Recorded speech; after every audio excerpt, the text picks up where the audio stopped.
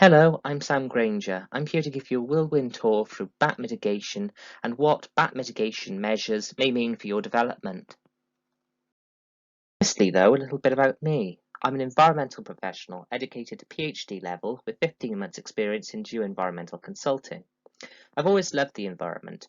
As a child, I grew up fossil hunting, and so I relished the opportunity to study engineering, geology and geotechnics at undergraduate level in the Camborne School of Mines. After taking an internship in site investigation in my first year, I became impassioned by the industry and took a job as a geoenvironmental engineer in Yorkshire. My passion, however, was for the environment rather than for geotechnical engineering, and so I undertook a master's at Cardiff University in applied environmental geology. My thesis focused on bioaccumulation within an urban stream. It won an Early Career Geologist Award. My master's supervisor wrote a letter of commendation for my PhD study. I received an Engineering the Future Scholarship for my PhD, presented at an international conference, and won several awards for research posters. My PhD focused on the environmental health implications and mitigation efforts of oil-laden drilling mud on the environment. Having finished my research, I worked for 2 months as a geoenvironmental engineer earlier this year, though I was ultimately made redundant due to COVID-19. So at this stage, a homeowner or property developer has already had an ecologist involved with the project who has tried to identify the bat species and numbers of roosting or hibernating bats within the property. A bat impact assessment will help guide the action plan, i.e. mitigation, to help lessen the impact of any proposed changes by conserving, maintaining, and in an ideal world enhancing bat populations. An impact assessment, though, will generally outline one of 3 mitigative strategies for the development project. These strategies are unique to the development and depend on factors like the size, effect, and conservation value of the development, and the effect the project will have on bat species and their numbers.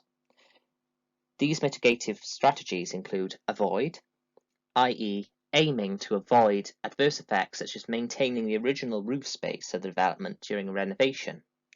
On-site mitigation, measures taken to reduce adverse impacts like installing bat boxes or other useful measures to maintain the current bat populations on the site. Or off-site compensation, by increasing off-site bat immunity and enticing bats to shelter elsewhere, such as a nearby farm or garden space. What will a bat mitigation plan recommend? Mitigation plans generally follow one or more of the following elements: the avoidance of deliberate killing, injury, or disturbance of bats, roost restoration, creation or enhancement, long-term habitat management or maintenance, and post-development population monitoring. These will be covered in more detail over the next few slides. So, the mitigative strategy is to avoid the deliberate killing, injury, or disturbance to bats. But what does that actually mean? It can be as simple as installing suitable alternatives before the start of the project, rescheduling the project to less bat-prone parts of the year, such as the winter months, when the risk of discovering roosting bats is reduced. If bats are present in the roof space and work cannot be delayed, then workers should be briefed by a competent ecologist, usually in the form of a toolbox talk, which outlines the do's and don'ts of working around bats. Though, most importantly, bats should only be removed by an ecologist, and former bat roosts should only be removed under an ecologist's direct supervision. Often a mitigation plan will call for roost restoration, creation, or enhancement. This is varied depending on bat species and numbers, but for crevice-dwelling bats, like the whiskered bats or common pipistrelles, then the design and installation of small but attractive artificial crevices under fascias, soffits, badge boards, and roof tiles could be an option. Raised roof tiles and raised ridge tiles, like those shown below, offer great remediation options for these bat species. The bandit bats can be trickier, requiring a roof void or eaves roosts, though bat boxes can be used if discovered late in the project's development. For hole-dwelling bats, like the long-eared or nocturnal bats, the mitigation strategy can be slightly different. These bats prefer older barns, and so the creation of mortise gaps to mimic the features commonly found therein is essential. They are more temperamental than crevice-dwelling bats and need a pleasant environment where factors such as temperature, aspect, size, access, light, material, and roost vegetation linkages are essential.